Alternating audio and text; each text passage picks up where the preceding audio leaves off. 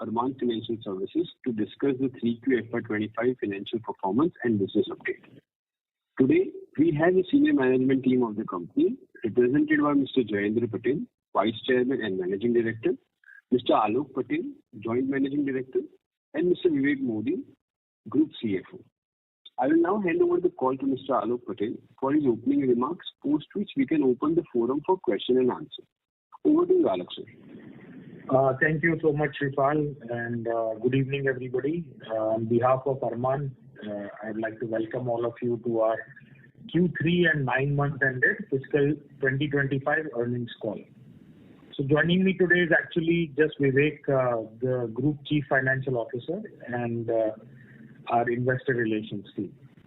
I hope you had the opportunity to review the results, the press release, and the presentation, which are available on the stock exchanges and our website.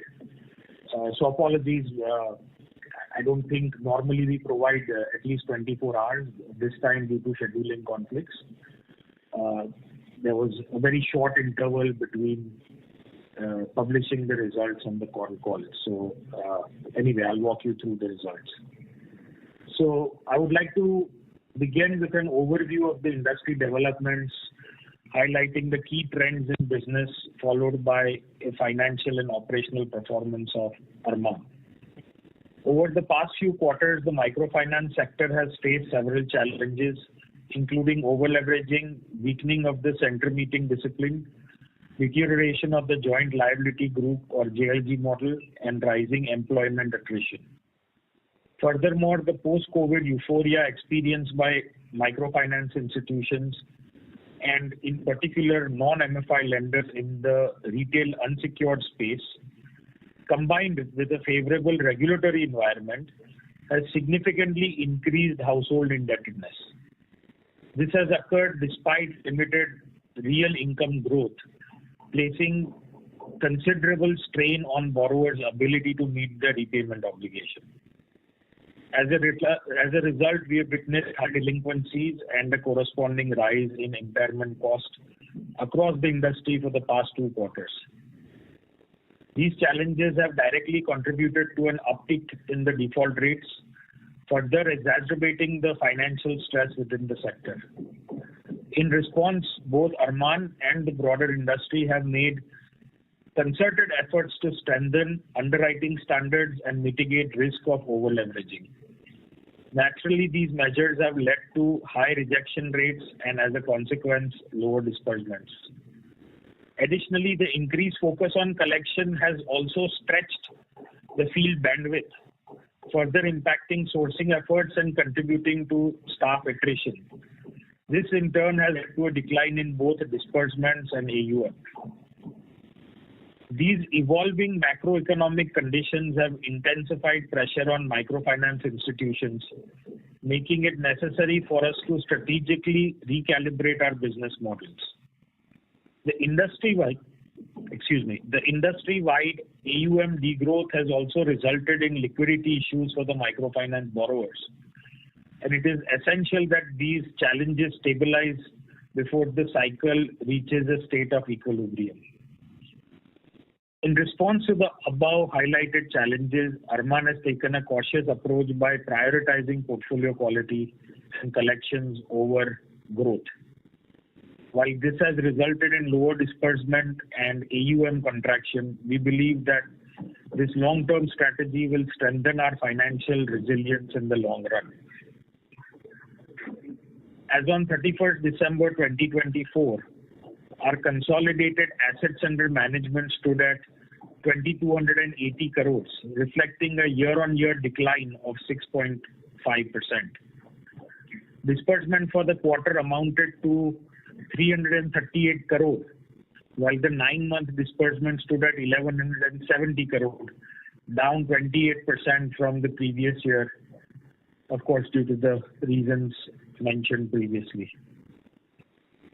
Our gross total income for the quarter was 164 crores, almost 165 crores, down 2.4% year-on-year, while for 9 months it grew by 10.9% to 530 crores. Pre-provisioning operating profit or PPOP stood at 69 crores for Q3, down 4.7% year-on-year, but grew by 13% to 231.6 crores for the 9-month period. Now, moving to the segmental performance. For the microfinance business, our wholly owned subsidiary, Namra Finance, reported an AUM of 1,768 crores as of December 31st, 2024, a decline of 13.6% year-on-year. Disbursements for Q3 FY25 stood at 214 crores compared to 459 crores in the same quarter last year. The cautious lending approach along with aggressive provisioning has impacted short-term profitability, with Namra's Q3 profit after taxes at at a loss of 17.2 crores due to increased impairment cost of 67 crores this quarter. However, despite these headwinds, for Namra Finance, we continue to maintain a strong capital adequacy ratio of 45.7%. Our gross NPA for the microfinance business stood at 4.4%, while net NPA was only at 0.56%. MSME, two-wheeler and LAP, which is part of our standalone Arman entity, this business delivered an encouraging growth. AUM for this segment grew by 30.9% year-on-year to 512 crores. This segment's gross total income for Q3 FY25 stood at 44.9 crores, growing at 32.4% year-on-year, while PAT increased to 9.9 crores, which is about 5.7%. As of 31st December 2024, capital adequacy for the standalone Arman entity stood at a healthy 39.45%. From an asset quality perspective, GNPA for MSME stood at 3.43% and for two-wheeler stood at 4.03%. Despite industry challenges, this segment remains resilient and continues to support the company's overall growth trajectory. The new loan against property or micro LAP segment introduced last year, although it is at a pilot stage right now, has gained encouraging traction. Presently, the product is offered in Gujarat and piloted in Telangana and MP. It's about 1% of the AUM so far. The focus of this product is on Tier 3 and 4 and rural locations where we are expecting a good growth in the coming years. The average ticket size of LAP loans currently is about 4.5 lakhs. Now coming to the liquidity and borrowing, our liquidity position remains strong with cash and bank balances, liquid investments and undrawn CC limits amounting to 262 crores. Additionally, we have 120 crores in undrawn sanctions from existing lenders, ensuring continued financial flexibility. Total borrowing stood at 1,765 crores with a diversified funding mix. Of this, 34% was from banks, 11% from NBFCs and financial institutions, 20% from NCDs, and direct assignments or off-balance sheet liabilities contributed to about 30%. The rest is borrowed from DFIs such as NABARD and SIDBI and others. This mix reflects our ability to maintain funding access despite industry headwinds.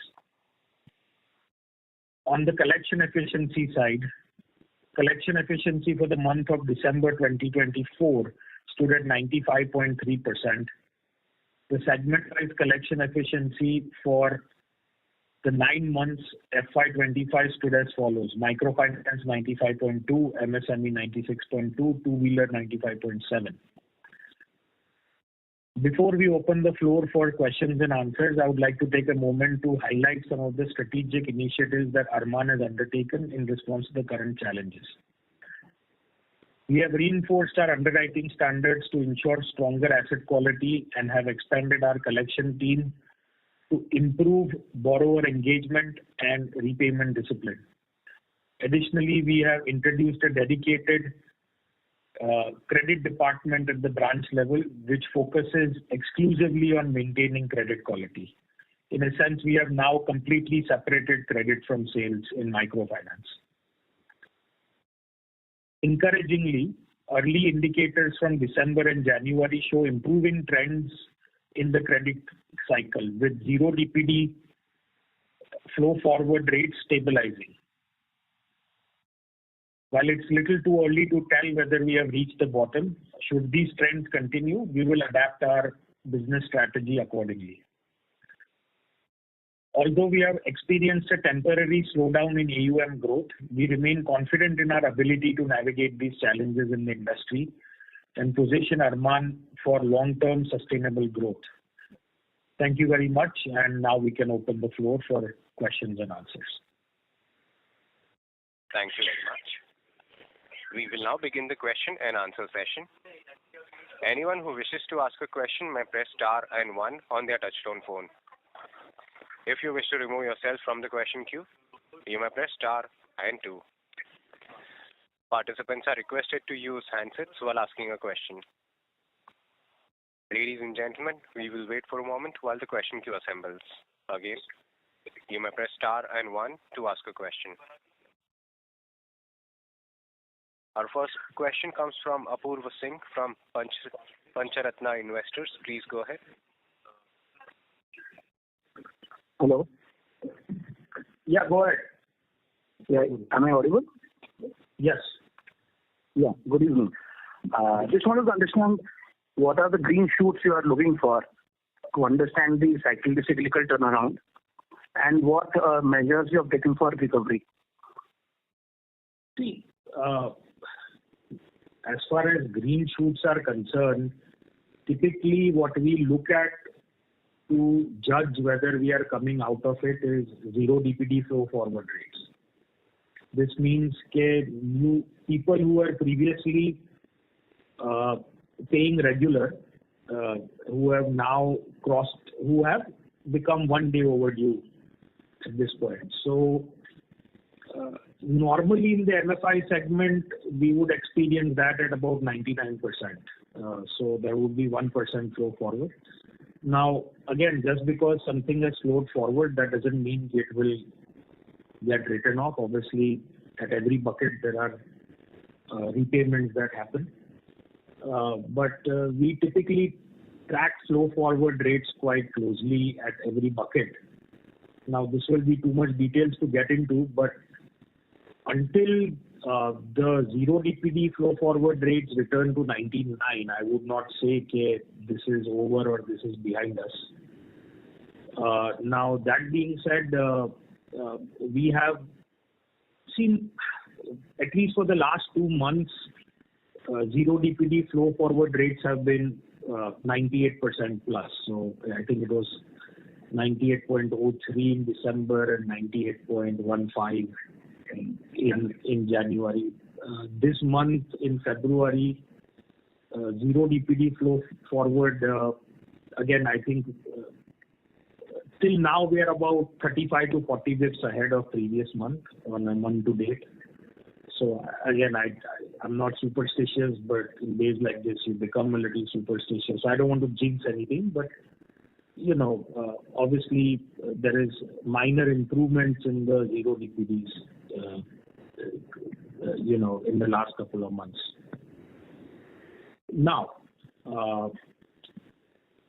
as far as the initiatives we've taken, I mean, there are many initiatives. Obviously, on a day-to-day basis, we work on all of them. Some of the larger ones is, people who follow microfinance will know that there was always a bit of a conflict of interest between credit and sales, where at the operational level, at the branch level, microfinance principle was that the guy who does the disbursement does the collection. And so while there was obviously a credit mechanism at the HO level and at the regional levels. It was not at the branch level. We have completely separated that now. So at least so far about 120 branches. By March we will reach most, if not all, branches. And the idea being is that if you cannot rely on JLG or JLG culture anymore, which again, it's too early to tell whether it's completely gone or if this is just a blip in an otherwise very successful model which we have been following. Arman has been following for 15 years, but the market has been following for, or the industry has been doing for better part of 5 decades almost, right? So, so that is one initiative. Another is that we have started with CGFMU. So that is, I don't know, Vivek, if you want to. That kind of is the CGFMU is the guarantee cover being provided through the government's NCGTC, the National kind of Credit Guarantee Cover scheme. So that is available for microfinance borrowers. So we probably one of the few microfinance entities which have already enrolled, and as of Q3 disbursements, which let's say about 200 crores of disbursements that have taken place in Q3, have a guarantee cover through the CGFMU. Yeah. So the guarantee is it's a little complicated, like all of these things get, but essentially what it covers is about 72% of your principal in default, ignoring time value of money. So let's say your default is 100 rupees, they will give you 72 rupees and 28 rupees the company has to eat it, for which we pay a premium. It's sort of a default insurance. And basically how the math works is that considering time value of money and all those other things, if your overall static pool losses at this point with what we are paying them crosses about 3.5%, you'll make money and or you'll come out ahead, and less than that. But again, let's not get into this is not a profit making. This is not a profit making venture or anything. It is to buy me better sleep, if that makes sense. Got it. This answer. I think the focus is clearly visible. Thanks a lot. No, and again, I'm sorry for the long-winded answer, but I'm sure something similar to these questions were there in probably most of the people's minds. So that's why I took my time on this question. No, please, this is really helpful. Thank you.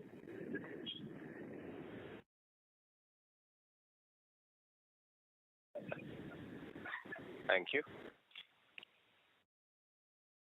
Next question comes from Shubham Jawar from Dexter Capital Advisors. Please go ahead. Yeah, hi. Am I audible? Yes. Yeah, hi sir. Thanks for the opportunity. I had a couple of questions. The first one being, sir, on what DPT do we write off the loans? So I think right now we are writing off quicker than, so the policy is anything which is not paid us for the last 6 months once the account turns 180 plus. So essentially anything which is over and above, let's say 300 is automatically written off. But right now we are writing off anything which is not paid us after it has turned NPA, that is 90 DPD. So essentially anything which is 250 days or 240 days plus will get written off. So basically, we are being slightly more conservative, and everything over about 250 days, if we see no hope of any recovery, is written off. All right. And so basically also I wanted to understand, basically for customers who are flowing from DPT buckets, right? For example, DPT 30 to DPT 60 plus, what action do we try to take to stop that net forward flow? So there are a lot of initiatives. So first of all, we have a RO mechanism, recovery officers, that now we have about 350 of those, and that will continue to increase. So those take over. At the FO level, we have various schemes. We are using bot calling, we are using auto calling, we are issuing legal notices. There are Lok Adalat. Lok Adalat that will be 90 plus. Yeah, 90 or 180 plus. So everything that you under the sun that you can think of, we are doing. Okay. But again, I'm open to ideas. So if anybody has any clever ideas, I'm all ears. Anything to increase the collections. Right. So you have to be careful. You have to be careful with these customers. I mean, you cannot use high pressure tactics because the kind of customers that you are dealing with, that is obviously not something that I would encourage. All right. So my another question was, I wanted to understand more on over leveraging, right? So as I understand, the first guardrails had been announced somewhere in August of 2024, and the second guardrails were announced in November 2024, right? I wanted to understand, since before these guardrails were announced, what were our internal guidelines that we followed which ensured we weren't exposed to any, over leveraging the borrowers? Like, what was our internal guidelines before the first guardrails itself? So we were using FOIR like everybody else. So okay. This will require a bit of a history lesson. But prior to April 2022, there were hard-coded over-leveraging,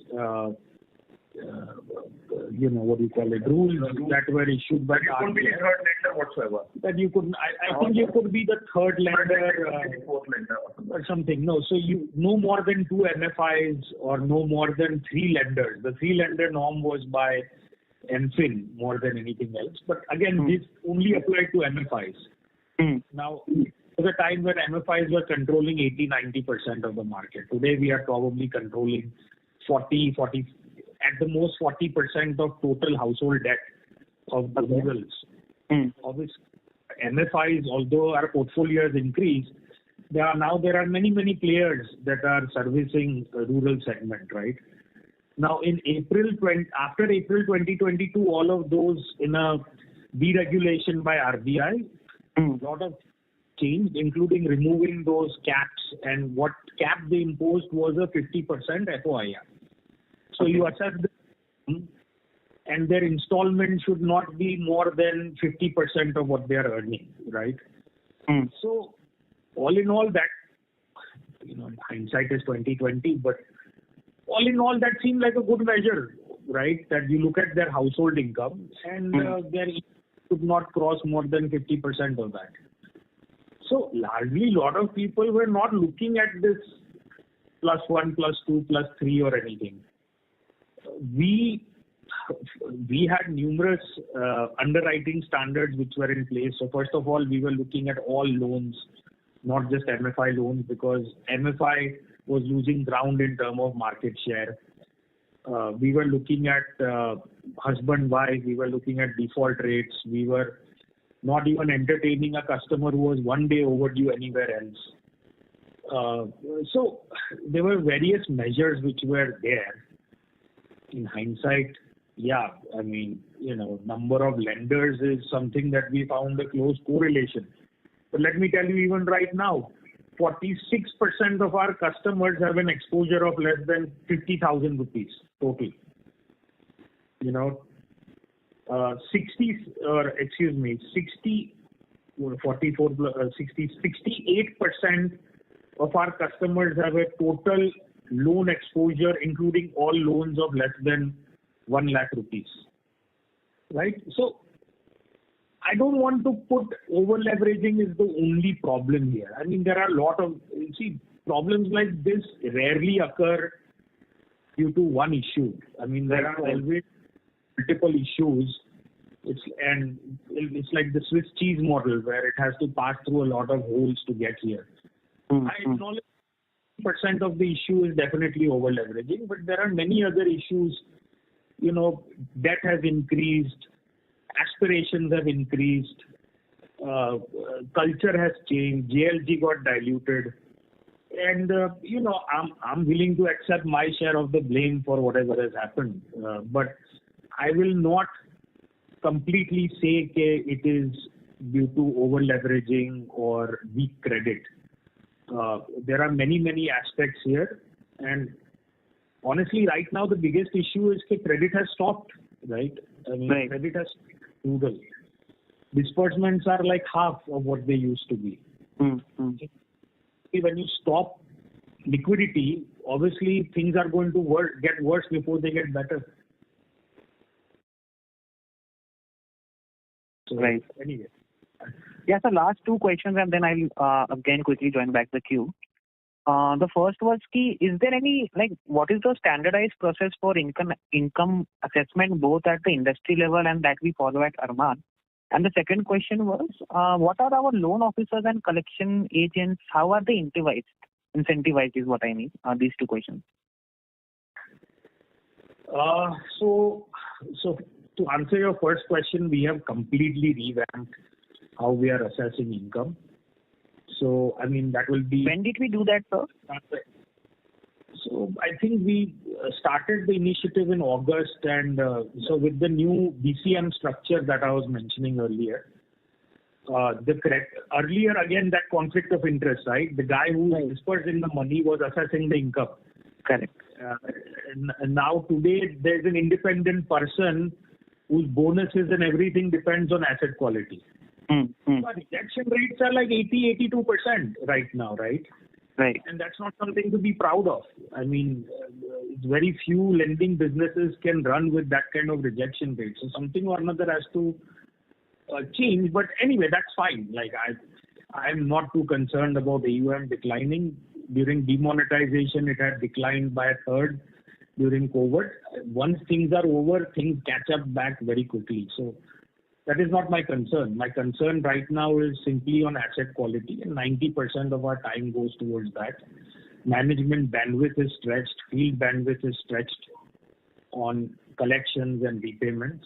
So disbursements will come back to normal in due course of time. But that is not my priority at this point. Now, how are we incentivizing? See, field officer incentives, on average, they're like around 2,500 rupees. So that's a mix of a lot of things. But nowadays, with attrition and everything, the way it is, and every month being different than others, we rely a lot on R&R kind of incentives. So we'll have certain zero DPD targets or collection targets and those things, or we'll have multiple contests. The actual incentives ourselves have gone down significantly overall in exchange of base salary. And this is what, the field officers are demanding. And given the attrition, you kind of have to deal with that. Collection people, on the other hand, obviously their incentives matter on what buckets they are collecting. So harder the bucket, the more money they get.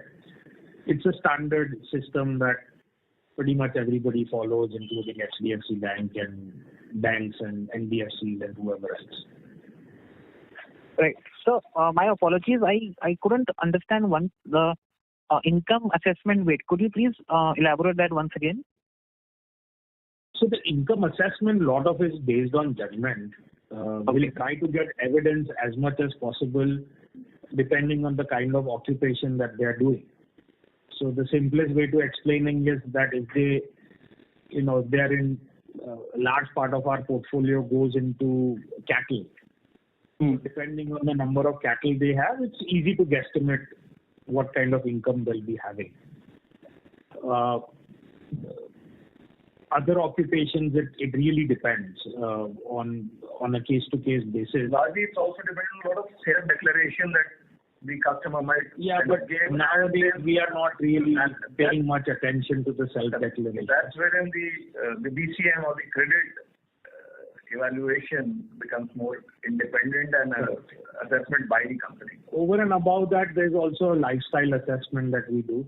So there are what kind of house they are living in comparison to people who are their neighbors, what kind of facilities do they have? Do their children go to school? Do they not go to school? So there's a whole form that is there. If you are interested, Vivek will walk you through it in a separate time, but unfortunately, I don't think this is the right place to kind of walk through it right now. Sure, sir. Sure, sir. And sir, what is our loan write-off this quarter out of the total impairment? It's about 45 crores. 45. If you're talking of number alone. Yeah. Number and total as well, the consolidated. Total, I think I'll have to refer to the presentation, but we'll carry somewhere there. Sorry, sir? Carry somewhere in the presentation, but 25 the number and about 4 odd crores in Arman. So 45 plus for about 50 odd crores. 50 odd. Thanks, sir. Thank you. Next question comes from Narendra from Robo Capital. Please go ahead. Hi, sir. Thanks for the opportunity. Am I audible? Yes, please go ahead. Yeah. So, sir, given in that we are we in a position, give any growth or credit cost? Sorry to interrupt, Narendra. Your voice is coming very low. If you are using speakerphone, maybe request to use handset or something, please. Yeah. Not only is it low, but it's cutting off, so I'm missing some of the words. Is it better now, sir? Yeah. Maybe. Yeah. Go ahead.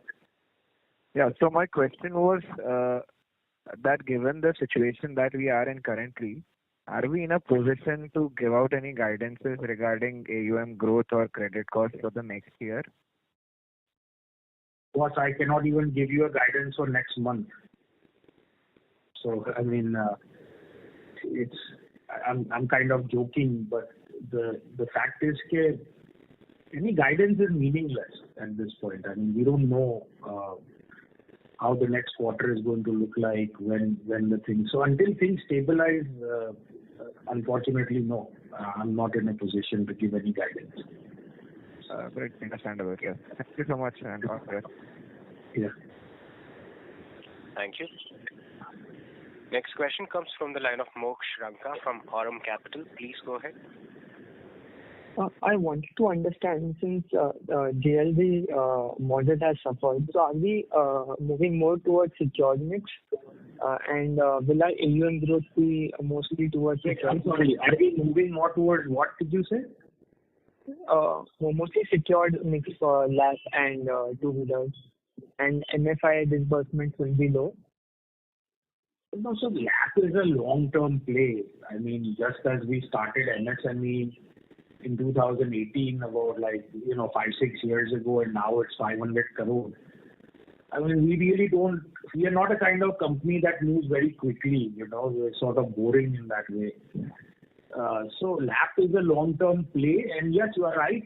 We would like to get into a more secured kind of a book, but I don't think the secured book is going to be meaningful for at least 2-3 years.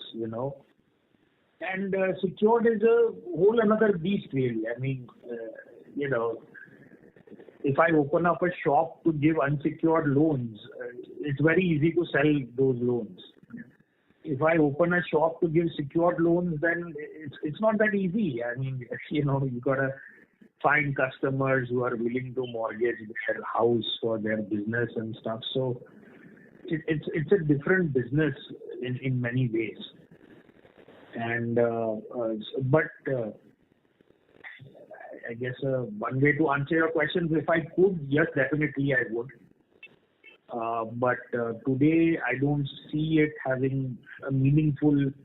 Definitely we can target like a 5-10% over the coming 3-4 quarters. But to say the majority portfolio will be that is, I wish it was the case.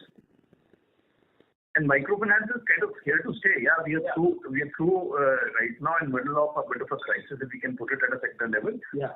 But microfinance, it's not going out of fashion. No, all you have to ask is there a need for this product? And I don't think 99 out of 100 people you ask is going to reply yes.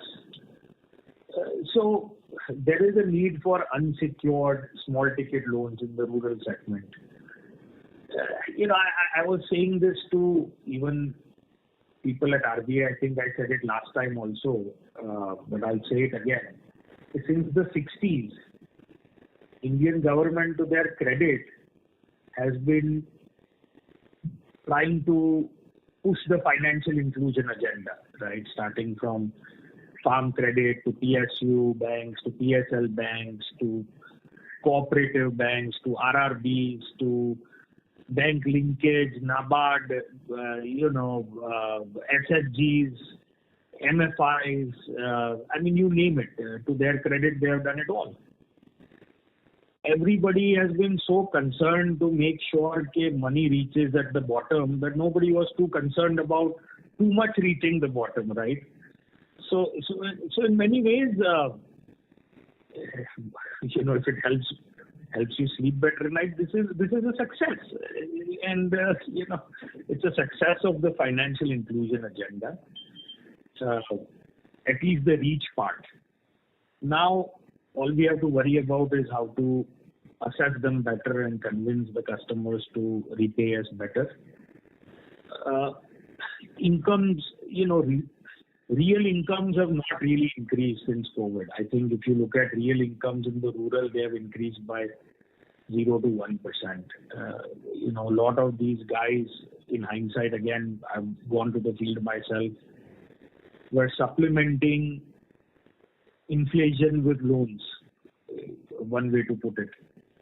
So I acknowledge that there were a lot of things broken, but the first step of solving a problem is, first of all, admitting there's a problem, and B, finding out what that problem is. And I think all of us, and I'm not just saying the company, I would say the industry at large, has grasped both of those things, has acknowledged that there is a problem, and now we are aware of what those problems also are. So give us some time, we'll fix them. My second question would be don't you think MFI as a sector, our business model is quite fragile? Because if we look at generally, our cost of borrowing will be very high. On top of that, we need to carry a very high number of field force for collections, and because of that, our costs are going to be very high as compared to a fintech or maybe a bank. So don't you think our business, generally our business model as a whole industry is quite fragile? Exactly 12 months ago, people were calling it very resilient. So I guess the flavor of the month will change every quarter.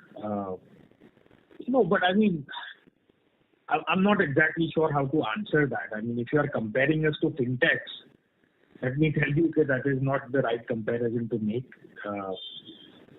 Fintechs in operating in rural, unless they have a good method to collect the money, is a ticking time bomb according to me. But again, what the hell do I know? As far as banks, they've had a good 80 years to do it, and they have not managed. So if banks were in a better position to do what I do, then why haven't they? They've clearly had adequate time to do it. So again, I'm not exactly sure how to answer your question. Okay, my last question would be what would be a cost of borrowing? So marginally, I would say it's about 11 and a quarter. If you include everything else in it, for the 9 months, turning out to be about 12.86. Yeah. So all in. But the increment of the marginal cost, as Raghu said, is 112. Yeah. Okay, thank you. I'm wishing you all the best. Hope you have a good day. Yeah. Thank you. Next question comes from the line of Aditya Pal from MSA Capital Partners. Please go ahead. Hi, thank you so much for the opportunity. Am I audible? Yes, thank you. Please go ahead.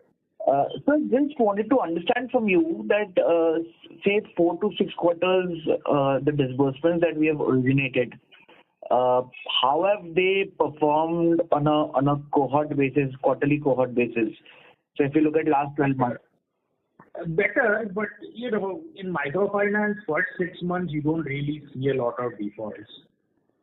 So it's hard to judge at this point, but no, because just trying to understand the momentum where we are at, right? Because I understand. So if you are saying the stuff which we have, let's say, dispersed between April and May, June, right? No, let's say 12. Let's take December 23 onwards, right? Because that will give a good runway for you. I mean, obviously that will not look good. Understood. I mean, this was, I would say the peak of the bubble, if this is what it was Q4 of FY24. Yeah. Understood. So that's when the most amount of over leveraging would have taken place, and so after all said and done, if you do a static pool analysis, that will be the worst quarter, all considered. And say the last, at least the last 9-10 months, the book that has been generated, they have been performing adequately in your. Yeah. I mean, it's adequate is a word. I mean, it's nothing to write home about, to be honest. It's not, I mean, largely what you want to compare it with. I mean, if I were to compare it with pre-COVID kind of a scenario, obviously these last 9 months performance may not kind of compare directly with the pre-COVID kind of a situation because the behavior of the customer has changed.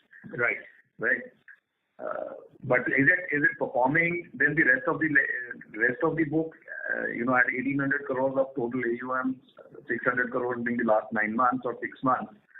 Are these 600 doing better? Yeah. Obviously, they are doing much better.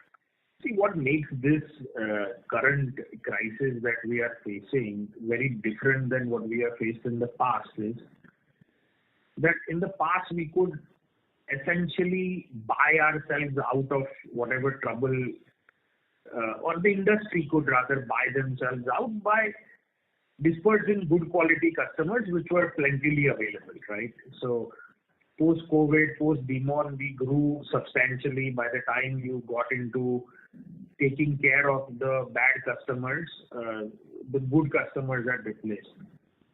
In today's scenario, when the portfolio is falling, obviously the denominator effect works both ways, right? So that is why on a static pool today, my numbers will look better than what it is right now because the portfolio is declining.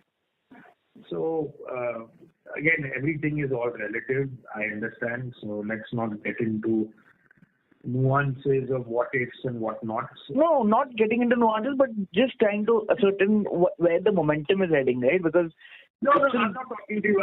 I'm more talking to myself. I'm sorry.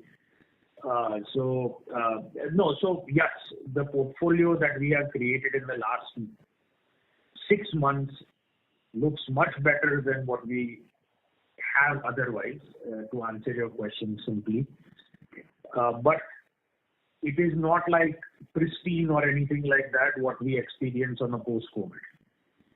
Understood. And there's been a sharp increase in our 31 to 90 as well. It is specifically speaking about MFI. So it has gone up from 4.4 to 7.1. How to read? 4.4 was in March, I believe, and 7.1 is currently, right? True. So how to read into this, and what will be the flow forward rate? Do you see that you can arrest this over here rather than it flowing deeper into our NPA buckets? I mean, there isn't much to read from it. It's not like hieroglyphic. It's certainly not good. I mean, I have nothing good to say about it, except to say it is what it is. We are working on it.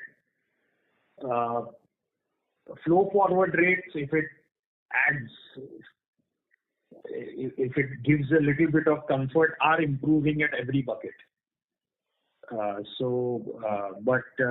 yeah, I would say that we are watching those numbers very closely. All buckets we are watching very, very closely, and so we are trying to do everything that we can. So, on a console basis, we've done a 175 crores of credit cost, which 150 odd crores is number for the 9 months. How bad do you see this entire worsening of asset quality or higher write-offs being pushed to FY26, because we should start growing now, right? At least from this quarter onwards, or maybe from FY26, we should start having some growth. Not just growing, but even the base effect will kick in, right? No, so I think disbursements will improve. We are seeing improvements in disbursements in Q4. So disbursements will improve. As far as growth goes, again, I don't think that will happen till Q1. What was your for the credit cost? So how should a person read that? If your question is, are we pushing anything forward for FY26? The simple answer is no, absolutely not. So I think people who have known us in the past will attest that we have not done any top-offs, not done any restructuring, not done any net-off type things. And so far we have not done any ERC type transactions either, which is not to say I'm about doing those, but we have not done it yet. So whatever needs to be taken care of has been taken care of. So the reason I'm asking all these questions is, just to surmise quickly, is that on an average, an MFI loan is anywhere between 18 to 22 months. Some players also do 24 months. But on an average, industry is 22 months. Now, if we see when the crisis started, if we say that if we call FY24 as peak, so we are already 50% inside through the journey of that entire credit cycle being worsening. So now things have to start to give in, right? If you say that the crisis started in April, we are 9 months into it. So by your logic, we still have about 15 months to go. 24 months ka loan give out. Okay, 24 months. Okay. Right. So that is a fair assessment to make. You have to consider that the first quarter there were no real changes. I mean, people just started seeing an uptick in the Q2. The people just started seeing uptick in repayments, right? And then there was heat waves and elections and stuff, which I openly said, I mean, this is India. It's always hot, There's always an election somewhere. So anyway, I think we wasted the first quarter in just saying, okay, this is a temporary blip and it will recover. So really, I would say until August, nobody really took it seriously. Now, post-August, obviously everybody's kind of been, I don't want to say panicked or anything like that, but taking it very, very seriously, including the industry and everybody. So I think, I think my estimate gave 1 quarter ago remains the same, that we will see the bottom by March. Already I feel that we have probably reached the bottom, but I'm refraining myself from that conclusion because I don't have the data available with me to call it yet. And then from Q1, I would say you should start seeing an improvement. But improvement also to get back will take about a few quarters, right? So it's not like it's going to happen overnight. Definitely. It's a lending business. Aditya sir, may we request you return to the question? Yeah, I'm done with my questions. Wishing the team all the very best. And Thank you. thank you so much for taking out the time. Thank you. Thank you. Ladies and gentlemen, in order to ensure that the management is able to address questions from all the participants in the conference, please restrict yourselves to 2 questions each. If you have any follow-up questions, please rejoin the queue. The next question comes from the line of Nidesh Jain from Investec. Please go ahead. Sir, can you share par 1 plus data for the microfinance book? Par 1 plus data, Vivek, do you have that? It's in the presentation. Par 1 data may not be there in the presentation, but you can go on the second question if you have, while we kind of pull that out. So the second question is, what is your assessment of the stress in your book on the microfinance side? Given that there is a certain percentage of customers who are stressed, and once those are identified as GNPA or stressed, then the X of that, the book should perform reasonably well, right? So what is the assessment of stress on the book and the microfinance side in your view? I'm not sure I understand. You're not very clear. What is my opinion on the stress of the microfinance book? Is that what you're asking? Yeah, so probably let's say 10% customers, 15% customers are stressed. Once those customers have recognized as par 1, then the rest of the book should start behaving reasonably well, right? So what is your assessment that this number is 10%, 15%? In your view? So I would say that, again, please don't quote me on this, although this is recorded. I would say about 20% of the customers are stressed in the industry. And why I say that 20% number is that 80% of my customers pay me on dot on the second that it is due, the money, right? So about 20% of customers will be late by an hour, 2 hours, 5 hours, 5 days, whatever, or don't pay me at all. So if I were to extrapolate, maybe 20% are under stress. The par 1 to 30 we were referring to was about 3%. 3% of par 1 to 30. Yeah. People who skipped one installment and they're Either stable or stable. Okay. That makes sense. So you have 2% zero DPD flow forward, and another one will be stable at 1. Yeah. Okay. And so, in your assessment, with all these guardrails coming into force, industry becoming much more conservative, do you think this over-leveraging problem will be solved, or we expect further cycles, let's say 3 years down the line, 4 years down the line, because our industry will again go overboard and again overlend? No, I don't think so. Believe it or not, I've experienced a lot of over-lending and over-leveraging in my career, including many bubbles. So, see, if it was only the MFIs who were controlling the industry, I would say, okay, no, it should not happen again. But, we are now controlling, NBFC MFIs are controlling 4 lakh, give or take 4 lakh crores of an industry which is 10 to 12 lakh crores. If you consider rural lending, right? I mean, you have 2.5 lakh crore SHGs, 1.5 lakh in retail to the customers, another 2.5 or so to the spouses. And again, these are estimates, so these are nothing, you won't find this hard data available on the net. So now it has, earlier on, every Tom, Dick and Harry was coming into rural lending because they thought it's high returns, high margin,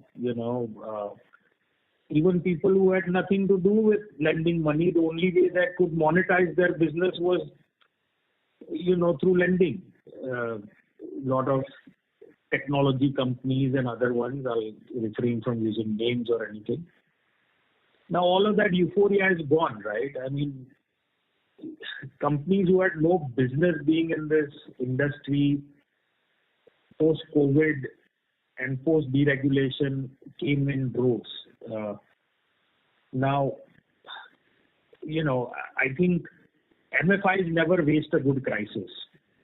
So I think we kind of pick ourselves up, make the adjustments, and move on with life. But until everybody else kind of sees that, I'm not exactly. I don't know. Maybe I'm being too pessimistic, but the fact is that Indians have a very short memory. Will everything will be done and dusted, and 2-3 years later, people will forget and life will go on. That's the way it should be. Really, life is too short to be dwelling on the bad days alone. Sure, sir. That's it from my side. Thank you. So again, to simply answer your question, I hope so. Go ahead. Next question, please. Thank you. Next question comes from the line of Bhumin Shah from Samiksha Capital. Please go ahead. Good evening. What has changed in last 2 or 3 months where so that flow rates are decreasing? So is it a structural change, or let's say due to the crop season, people are earning the money and paying back, and then again this issue may come up again? No, nothing like that. We are just running out of stressed customers. Okay, but there is a liquidity issue. So let's say borrowers who had 3-4 loans. So what is your assessment? Are they paying only one MFI, or are they letting go of two other 3 MFI because they are not getting any other money for the new loans, right?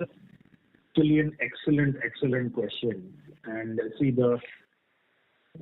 there's about 8% of cases that we have that people are paying us and not paying others, or vice versa. People are not paying us, paying others. But in my opinion, this thing about, I'm a bank, they'll pay me and they won't pay others, it's a myth. Practically speaking, it really does not happen. Most of the defaulters, and I would say 90% plus, if they stop paying one, they stop paying others. So that is number one. Number two, in our BI team, we look at a lot of data, and now that we have business intelligence also, we have noticed that whether you are, Arman plus 1, 2, 3, 4, 5, 6, whatever it may be, the lowest defaults are amongst the customers who have remained stable at the number of MFI. So let me try to explain that better. What we have found is that, let's say, when I originate the loan, the fourth, right, which today, for some reason, everybody is tracking plus 1, 2, 3, 4. Honestly, I think people are paying too much attention to this. But anyway, I'll hold my thoughts to that. So let's say somebody that I lent money to that I thought was a good customer at origination, but I became the fourth lender. The lowest defaults are those that remained at 4. A person who was at 4 and became 3, default increases. Who was at 4 and became 2, it slightly increases more. And the reverse also, who was at 4 and became 5th, obviously in that case, the default rate skyrocket. But the lowest ones are the ones that remain stable with their outstanding and number of lenders. This is what is true in my portfolio. I don't know if it's true in others. And so you see, right? Only thing that you can kind of judge from that is to say that people who need money but don't get money also will become defaulters. Correct. So it works both. Okay, thank you so much, and all the best. Thanks. Thank you. The next question comes from the line of Ronak Cheda from Aviga Capital. Please go ahead. Hey, hi, Alok. Am I audible? Yeah, please. Thank you. Yeah. Alok, I have 2 questions. One is on the CGFMU. You just mentioned that your rejection rates are upwards of 80-82%. Given that the industry has gone through a cleansing of your customers, or the industry per se, of whatever the rotten apples were, and then at a 80% rejection rate, how are you thinking of, going ahead and getting one more layer of security on the disbursements which we are doing, and at what cost? Because you're stepping up on your underwriting staff, you're stepping up on your collection staff, and now if you were to pay this premium, how does your economics work? If you could just highlight that.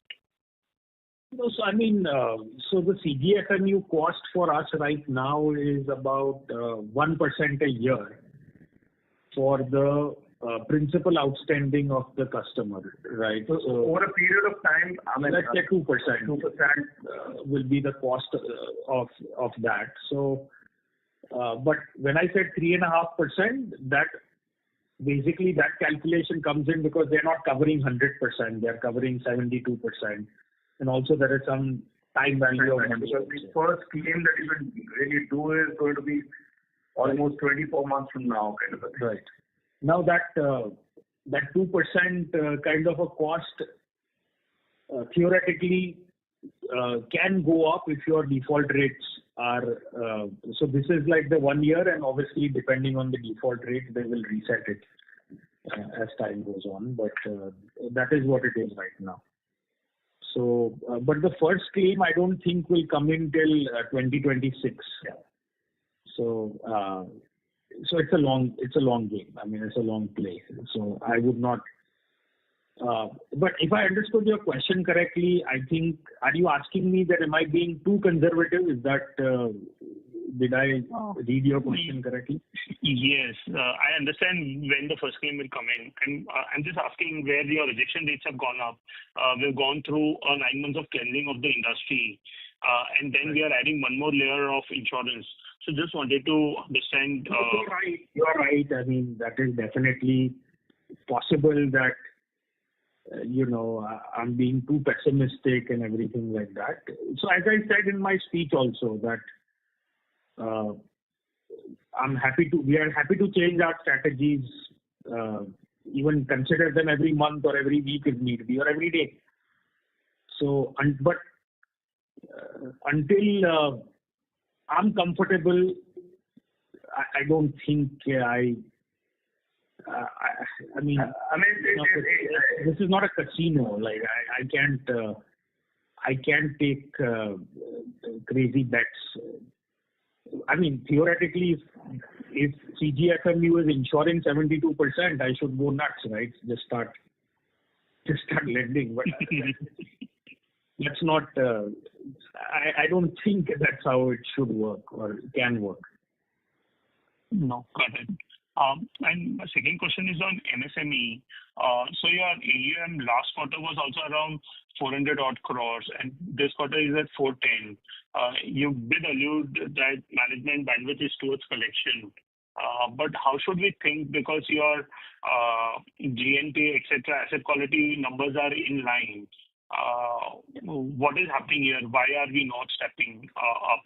Is there a concern in this segment also, which worries you? So obviously MSME credit costs have gone up, and really you are just dealing with a different sub-segment of the same customers. They are cousin brothers only of MFIs, right? So it would be surprising if there was no impact. I mean, then that would definitely mean that something is amiss overall. But there is just so much pressure in the market that you cannot push disbursements right now. So whatever is happening naturally is happening. Rest of the time we are concentrating on quality. So we're not pushing anything. Let this year end. There's about a month and a half to go. This year has been a wash. I don't think it's probably one of the worst years of my career, to be honest. But let this year get over. Come April, we'll take a rethink and restock of things, including policies on MSME and everything, and whether we want to push growth or not push growth or whatever it is. So I don't think that we are going to achieve much in the next month and a half, even if we change our strategies right now.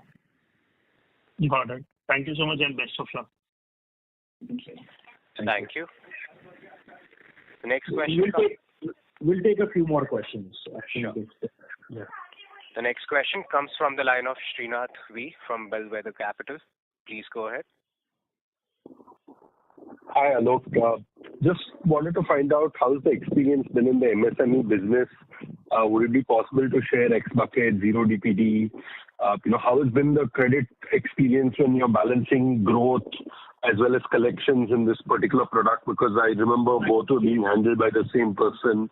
Yeah. So last month was 98.8% was zero DPD. So not quite 99 plus, but better than MFI for sure. And I think NPAs and stuff look similar, but you have to understand that you cannot just look at NPA. You have to look at NPA along with the impairment cost and provisions and everything. So whatever is written off is not going to come in NPA. So by that respect, as Vivek said, in MFI we have written off about 45, while in MSME we have written off 5 or 7 crores maybe. I think Vivek, if you want to share MSME specific numbers, happy to share it. But generally, Srinath, in terms of the PAR numbers that we were discussing earlier on the questions and also in the presentation, the PAR 31 to 90 is about 1.9%, so under 2%. And the NPA for MSME is about close to 3.5%. So overall, comparatively, the stress is lower. If you compare it with what it was last year, obviously it has a 2.2 NPA has grown to about 3.4 already, and there have been much bigger write-offs that we've seen in MSME and Arman standalone. So that's where the stress in the unsecured can be felt in the Arman book as well. But on a kind of apple-to-apple comparison, the overall stringent credit process that we followed over the years is, kind of giving better returns. Got it. And given that that product has had a little better credit experience, are we looking to what is the growth plan here from a branch growth perspective, team addition? Because disbursements growth has kind of flattened out quarter on quarter. So are we looking to take this to 100 crore disbursement somewhere mid next year or something like that? Just want to get a broader understanding, Alok. No, so we have grown by about 30% on a same quarter previous year to now. But in the past couple of quarters it has flattened, specifically due to the microfinance stress.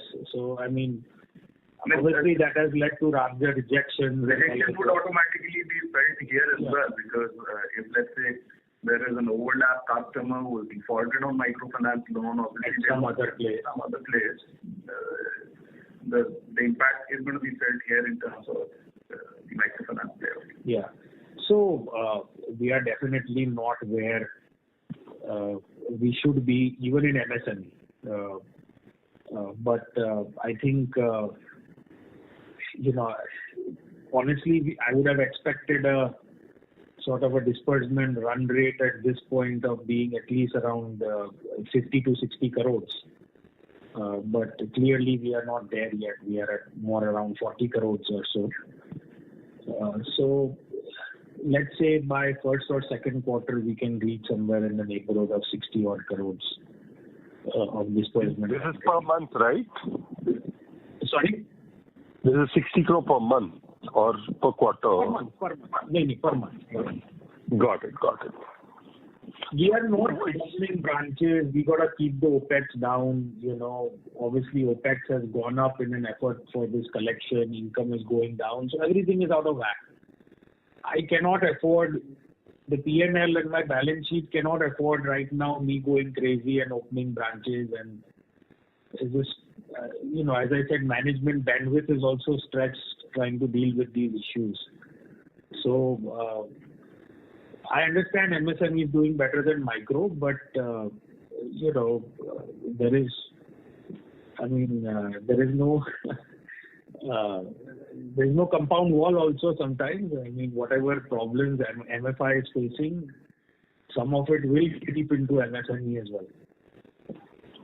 Got it. So at least it's fair enough to assume that on the way out, probably sometime mid next year, this would be one of the first businesses to start growing, right? Meaning like where you go to like 60 crore a month, so on and so forth. Just fair understanding, right? Yes, I agree. See, right now it's very difficult for me to put pressure on anybody to disperse money. Let me be very frank with you. I cannot go to my business head and be like, disperse, targets, this and that. Whatever is naturally happening is happening. But yes, I call him 3 times a day about collections, that's for sure. Got it. And last question is on LAP. How is the pilot in Madhya Pradesh, Telangana? What has been the broad feedback? Again, what is our branch growth? How many branches are we in Gujarat, outside Gujarat? What is your broad thinking on, putting up new branches? And if there was a kind of file per branch kind of vague number in your mind, is that also going to improve, or largely are we looking at growth from just a branch perspective, moving away from the slightly more sadder topics to something more interesting? Yeah. So thank you. So overall in MP and Telangana, it's too early. So we have just hired a team yet. Telangana, have we dispersed anything in Telangana? Very few files overall in micro lab. I think you'll get a better idea. So we had not dispersed till Q3. I know that. Q3 we've not. January and stuff we have started dispersing. We just hired a new guy who has some experience in secured and lap loans also. So right now we are dispersing out of 15 branches, if I'm not mistaken. And we'll probably expand that to at least 25 branches by next year. So we've kind of people and set up there to about 19 odd branches as of December. Got it. And how do you see 12 months out from what are your broad plans on branch rollout and, the team setting up and broader architecture or thought in your mind for that business? For the micro lab side? Yes, LAP, yeah. As I said, so we have reached a run rate of around 3 crores a month. By the target was to reach around 5 crores by year end. Obviously, that did not happen. But overall, the good part about micro lab is that it does not run down very quickly, right? Because the tenures are longer. Correct. So while the disbursement run rate, I don't expect it to cross, 5-7 crores in the coming 3-4 quarters. But the portfolio will increase faster than monthly disbursement run rates, because it's longer tenure obviously. Perfect. The overall plan is there. So we have a lab guy there. We have hired people in Telangana, MP. Gujarat is obviously there. But I think, as discussing with others also, that probably Gujarat is not the best market for this product. Telangana will be slightly, southern markets are more favorable for this products. MP, again, there is good feedback we are getting for this product as well. But this might not be a product for all states, because again, the paperwork and all of those things are very important. So while you must find customers who are interested, whether these are mortgageable properties, at least to a reasonable extent. I know that we are not going to get like 100% executable mortgage or whatever you call it, but as long as we can get it to a point where we are comfortable, I'm okay to do it. But a lot of places in rural and in tier 4 cities will not be there. The paperwork is just not there.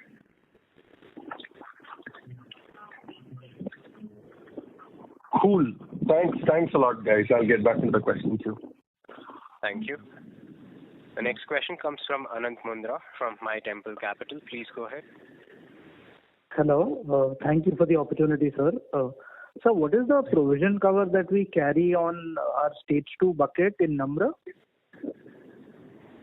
Can you move on to the second question or just pull out the figure? Sure. So cover on stage 2 bucket. So that is 30 to 90 bucket. Yes. Yeah. So what I'm trying to basically understand is our current book has reached 98.1, 98.2 kind of a X bucket collection efficiency. So do we at least make a break even on the current book, and whatever credit cost that has to accrue in future is only mainly going to come from the bucket that has already, like the current stage 2 bucket? That's what I'm just trying to understand. And is that understanding it? Like, do we at least make a break even at 98.1, 98.2 current bucket efficiency? Yeah. So, I mean, ballpark, you can make your calculations, but I cannot comment on this. But what is the provision cover? We got 42% on the stage 2 cases. All right. Good. Okay. That's the ECL. That's the ECL. Okay. So any comments on, do we make a break even at least on the current book at a 98.2% kind of a collection efficiency? Frankly, I don't know. I mean, I can do the math, but I'm not sure at this point. So, Vivek, I'm not too sure whether I got the question right. He's saying, I mean, a lot depends on flow forward rates of other buckets, but he's asking at 98.2%, are we at a break-even stage? See, there are too many wheels. There is OPEX, there is credit cost, there is, lending cost, borrowing cost, and there is also interest income and many factors. So again, just to kind of keep it to your question only specifically, 98.2, let's say, is one part of the entire bucket. This probably might account for 95% of the revenue for me, but then the balance side is equally important. So the flow forward, when we talk of the current bucket, it probably has the largest impact. But flow forwards at all the buckets are equally important. If I've written off, let's say, 100 crores in last 4 quarters, it doesn't mean that I've forgotten about them.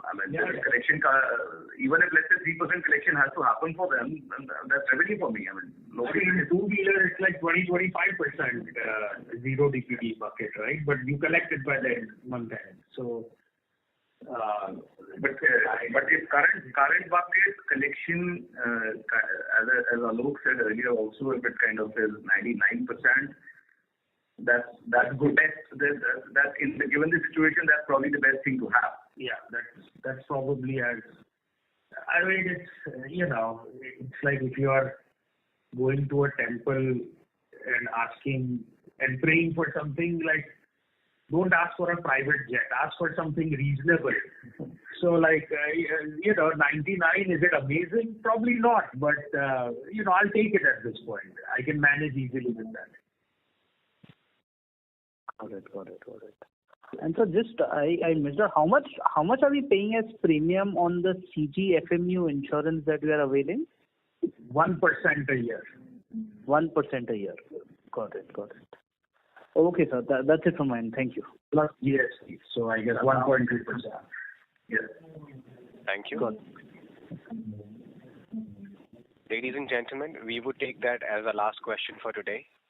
I now hand the conference over to Mr. Shripal Doshi for closing comments. Thank you everyone for being part of the call, and special thanks to the management of the company for giving us the opportunity to host this call. Thank you, sir, and have a good weekend, everyone. Thank you. Thank you, everyone. Thank you. Thank you. On behalf of Equirius Securities, that concludes this conference. Thank you for joining us. You may now disconnect your lines.